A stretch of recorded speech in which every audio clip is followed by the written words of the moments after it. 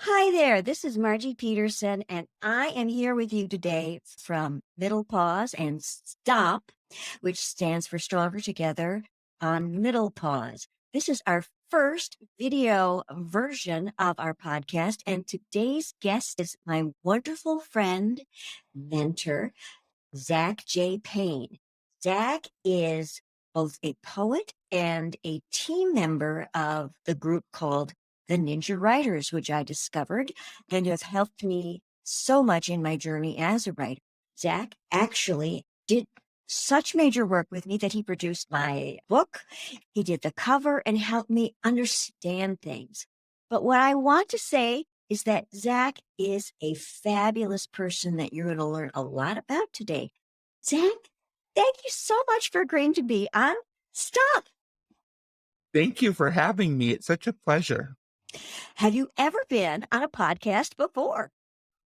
Well, Shanta and I and some other folks, we did a podcast starting at the beginning of this year, but it kind of petered out. But I've never been invited to be a guest, so I'm so excited. Well, thank you so much for doing this. Basically, I'll be asking you questions. This is a discussion because I always have tons to learn from you. And you are one of those gifted teachers who anticipates the questions we didn't even know we needed to have.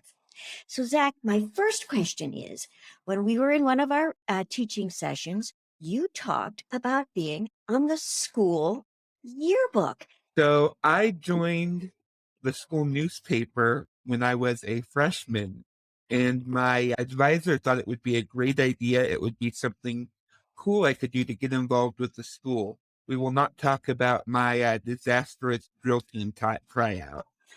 Just there. We can laugh about it, but We can laugh about it now, but it was painful at the time. But we wanted to find a way for me to get involved, and the newspaper was a wonderful way. I started out my freshman year as a staff writer, and then later that year I became the entertainment editor, then on to features editor, then copy editor, and then I spent 2 years as editor-in-chief. 2 years, and that would be all the way through to your senior year in high school. And I called it the yearbook, so I digress. But I'm going to have a Dick Cavett moment and say, thank you for clarifying my misspeaking. So what did you learn as a result of that? Because it was obvious you had incredible skills from the get-go, and that teacher just put you in there. And that's a mentoring experience that's kind of, he just dropped you in the deep end, and obviously you floated. Oh, absolutely. I had written some poetry before in middle school, but in high school was where I really learned about writing prose, writing nonfiction, and writing to fit a certain length, and especially writing on deadline, which was the most difficult of all. And what did you learn about the deadline? Was it to make it simpler, or was it to have a focus? For some people, panic makes them excel, but for other people, panic freezes them. What did you learn? Because it's good for people to maybe think about this technique. I learned that deadlines are really helpful for me. They helped me really to excel, to get the paper together. I wish I could say the same about the rest of the staff. We did have a lot of very late nights putting the newspaper together because not everybody else was so great about deadlines. But we got the paper together at the end of the day, and that was what's important. So did you do a daily newspaper for the high school, or was it a weekly? Oh God, no, we did a monthly usually. The reason I wanted to actually talk to you about that is that there's a visual component to writing, and there's also organization. And if there's one thing that Zach excels at, even though you might not believe it, he has an organized brain. And when it comes to putting together his materials on his computer, he has a way of looking at it. And I look at it and go, I can't do that. But if I think that way, I'm not going to lose everything. And that has been a benefit to me, because when you have so many projects, and if you realize you have to put away a story, you have to know where to find it later. That is one of the skills you have to learn as a writer or in your own career. So tell me, did you learn this yourself, or is it a growth experience? It is definitely a growing and growth experience. I had to learn the hard way, and there are some files from early on in my writing that just don't exist anymore because I didn't have this organization, because I didn't have things set up the way I'd like to. And I miss some of those stories. I wish I had them. In the eighth grade, I started writing my first novel, and I'm sure it wasn't very good because, again, I was in the eighth grade. What I remember about it, it was this wonderful portal fantasy, and I knew how I wanted it to end. I knew I didn't want the main character to go home. I wanted her to stay in the fantasy world. It's just out there in the multiverse. She's having her own life, and you don't get to be part of the story. Oh, I She know. revisits you in a dream. Oh, that's fabulous. Now, you have mentioned poetry, and if people don't know Zach's writing, he does have a couple of Substacks, I believe, and he does write on Medium. But I'll let him describe that. But Zach truly is an accomplished poet, and he writes sonnets. I'm totally terrified of sonnets. Tell me more about how poetry and you meshed. First, I will address the sonnet because once upon a time, I was absolutely terrified of sonnets. The meter didn't click in my head. The rhyming scheme always sounded bad. And it wasn't until my senior year of high school, I had this wonderful teacher named Bonnie Cox. What she did for senior year at our school, it was all about the senior project. We had one big overarching project that was done throughout the year with the formal presentation at the end, kind of like a thesis. So most of the senior teachers, that project was all they taught all year. I think Mrs. Cox covered it for maybe 2 days in class. And the rest of the time, we covered poetry. We did short stories. We did novels. We did plays. And that was where she had this old, big, thick blue textbook. I remember the visual of the textbook, but I can't remember the name because I want a copy now. And it was all poems and short stories. And we devoured that book in class, and it was just wonderful. And I wonder, is she still in this world? I don't know. It's been a few years since I've heard from her. She I was, we should find her. that would be really cool. But the fun thing about Mrs. Cox as a person, as an individual, she had hanging from her podium at the front of the class on flashcards, she had two different countdowns going. One was the number of days until the end of the year, and the other was the number of days until her retirement. And she and every day she updated that countdown. So she loved doing what she was doing, but she was said, we're here for a purpose, and the deadline is by retirement. I kind of told you her whimsy. Don't think you're the only one who wants to get out of here. Exactly, yeah. When you have a teacher who is, it's the authority thing, or they feel they have to control the classroom, that's when everything goes wrong. But when you have a teacher who knows that there is a set of inquiring minds there, she gave you that, not just the freedom, but the rigor to choose and steer your course. What kinds of things did she do? Was she the same person who helped you get into the newspaper, or just tell me a little bit more about her, because that's a wide-ranging area in terms of English. So the fun thing is, I was in a special program all 4 years in high school that was designed to get people into college. And the way that program was meant was that we were supposed to have the same English teacher as our cohorts all year, or for all 4 years. So we all had Mrs. Davies in our freshman year, Mr. Hernandez our junior year, and so on. I was actually supposed to have my newspaper advisor for English my senior year. And she said, "Nuh-uh, you're going into the AP English class because you're not going to get anything out of my class except how to do a senior project." So my newspaper advisor, who was and still is a very dear friend, pushed me into taking this class with Miss Cox. You should really interview her and talk about what that was and what she saw in you, because it's like feral animals. Why did you choose me? Well, you came up and let me pick you. She saw something in you. She did, for sure. I know you interned at a publishing house, and then I don't know more about that, but what did you learn that helped you? Because when you're doing a newspaper and they just chop what's bad and they rewrite it for you and that's the end of it. But in a publishing house, there's a different way that you observe material. What did you get from that? Because you were using all of these skills in your teaching, because I can tell. Your notes are always perfect when you were writing, teaching us. But also you say, we're not going to go down that road because that's exploration. We need to be here on lesson. So the one thing I learned with my time with Pam, who was a literary agent at Euphoria, and she actually just opened her own house now. But the one thing I learned from her was keeping an eye out for talent, first of all, because I read her Slush coming in. The most important lesson I picked up from that is 90% of the time people don't follow directions. They just don't. And you can't, if you can follow the directions, that will get you through the first filter, no matter whatever you're trying to achieve in life. If you can just follow the instructions, that'll get you past the bottom half of the bell curve. That will get you in the upper half of the bell curve. I promise you. So it's not manners. It's following instructions. It's following instructions. And well, there were some people with manners too, but that's a different cask of worms.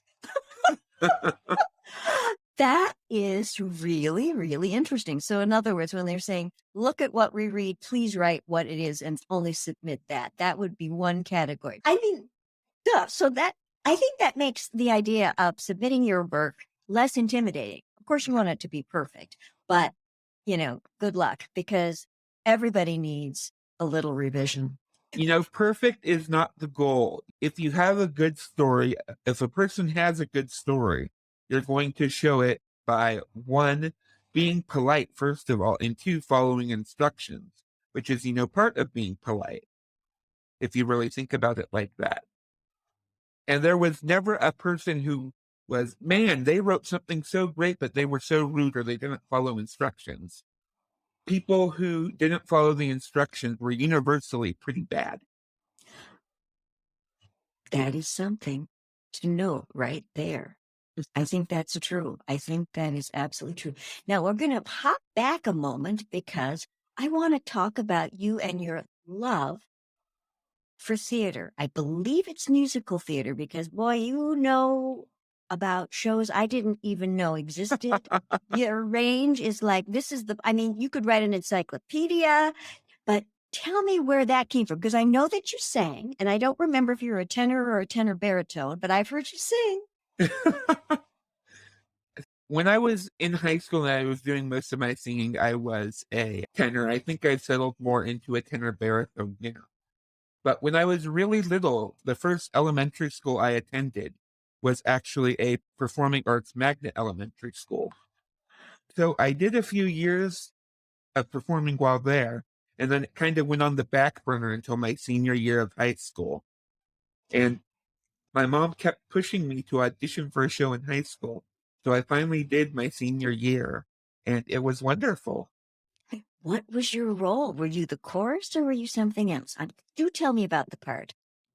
So our first play was a straight play. It wasn't a musical. Well, it did have musical elements, but it was called Dark of the Moon. And I played Mr. Allen, the main character's father. That is so cool. And then what was the next play? The next play was a musical. It might be a bit more familiar, South Pacific. So you had many roles in that one, right? In South Pacific, I played Captain Brackett, the leader of the military institution, or the military setup, I should say. I just love it. Cast against type, but you can take charge. Remember, leaders come in various categories, and you are a leader, but you are a lead from the rear and the side and everywhere else. And by digression. And if you do show notes, I will give you to put in a picture of me in South Pacific in my costume.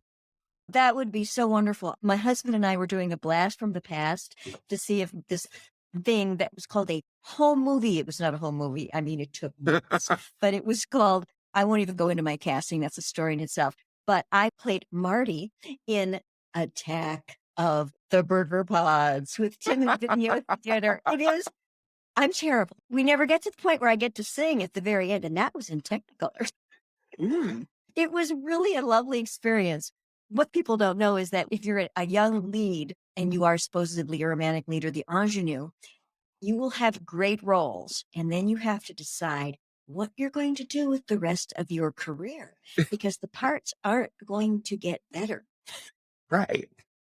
So that was my highlight. That was my thing. I decided I only have a few light blue episodes. And the reason I want to share that is when you're a performer, people don't understand you actually do prepare. It's not just typecasting. You actually make a decision to go on to the next thing. Eventually you realize that with other things that you really couldn't pursue musical theater, though you loved it. And then what did you do? Your career was just so unlike anything I've ever heard. I actually had a few college adventures. I have not graduated, but I have been to, I think, 5 different community colleges across 2 states over the last decade. And one of these days, I may actually end up getting a degree. So someday, but I do love learning, and I've had so much fun learning. The moment Zach finds something that he likes and is excited about, he can't wait to share. In our classes, like we have a poetry night that we do, and we'll go like deep sea diving into poetry land and this and this. And it's like, an adventure, and it's so much fun. You're a born educator, so I'm hoping that something else will happen, but this guy is the best. You made me feel great about poetry, and I never knew I had a gift for it. When I'm at rock bottom, I will write a poem, and I don't feel at rock bottom because something about writing a poem takes you out of rock bottom. It's the most intriguing thing. I'd like you to maybe share why you have that compulsion to write poetry, because you continue to do so. You have how many novels? How many collections? So it depends on how you want to count it. Because when I was in high school, I did a book of poetry every year. Those books are dead and gone, and you will never find them anywhere. And I hope it stays that way.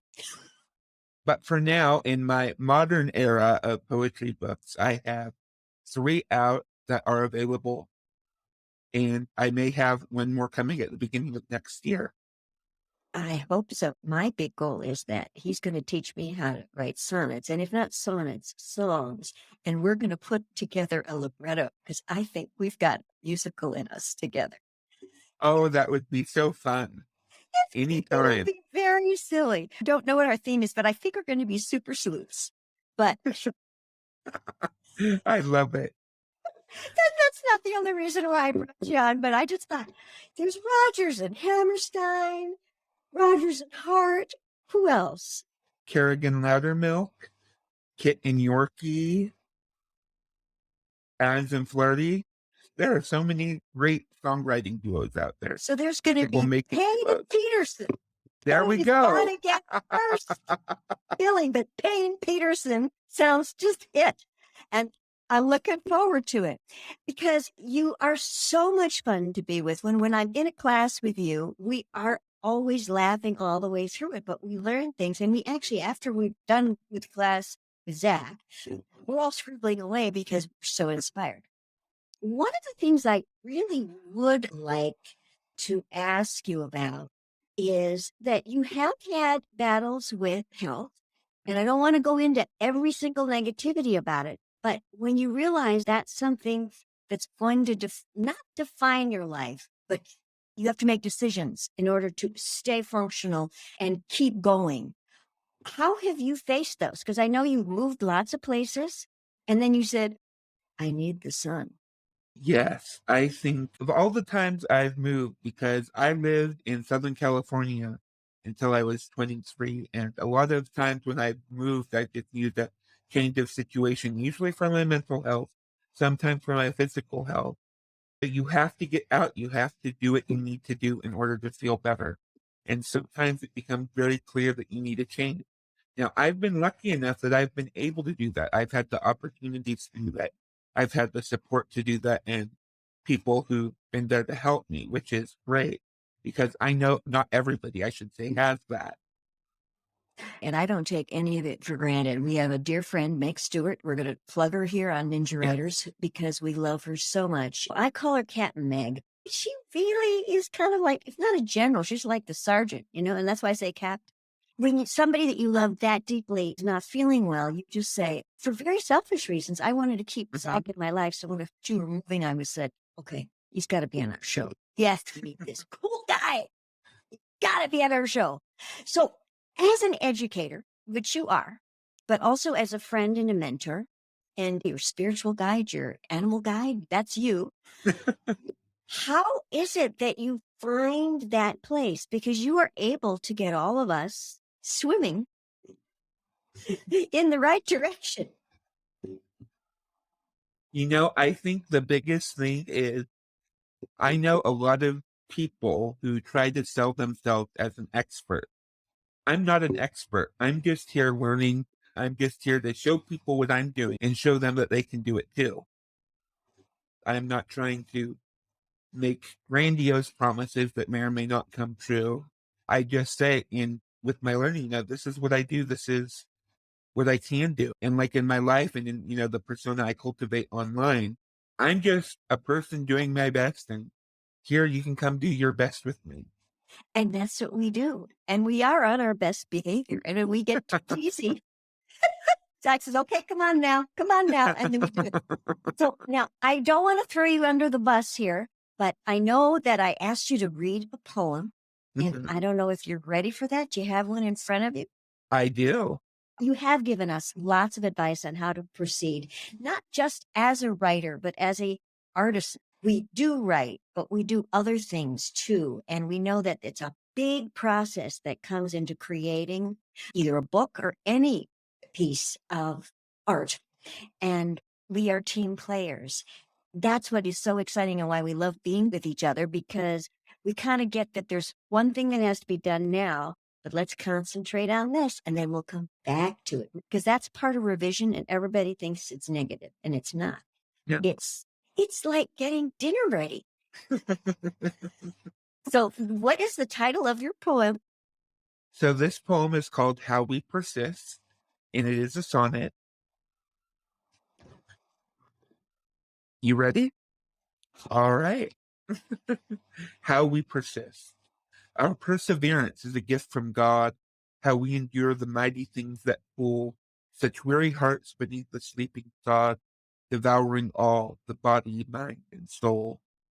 We are but flesh, no stronger than the rest, no special gift for dancing in the flame, and unendowed, no charm to face the quest of painful peril, suffering, and blame. Our insufficient selves manage to stand, if bare before the darkness swirling round. We find our footing in the shifting sand, and dream of brighter days on solid ground. We dream our peril into gentle breeze, that we may drop our arms, do as we please.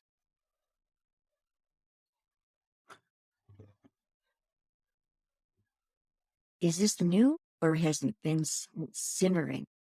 I wrote this earlier this year. I haven't shared it yet, so this will be the first time it's out in the world, I believe.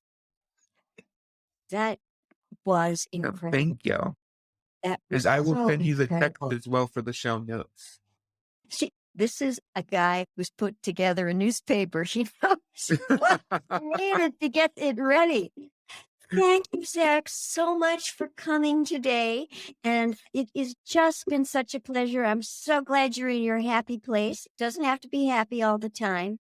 And I love the beam ceiling. It looks like you're actually in a boat. I don't know. Are you in your own boat? That's what it's looking like. No, I am not. Well, but I do have the purple wolves. Is that something that just happened? Well, I'm staying at my mother's place, so my mom painted them. I love it. I don't know if it's Pantone purple, but it might be. You are just a blessing. Thanks so much for being here on Stomp. Thank you so much, viewers and listeners of Stomp and fans of Ninja Writers. Zach is somebody that can really help you as you're fine-tuning your process. Not just selling his services. I'm selling you, not selling him at all. He is, that would not be right. Zach is just one of the most wonderful people on the planet to connect with. And I know he has a Twitter handle. You want to share it with me? My Twitter handle is @ZachJPayne. All right. leaving it there. Have a good afternoon. Take Bye-bye. care. Thank you.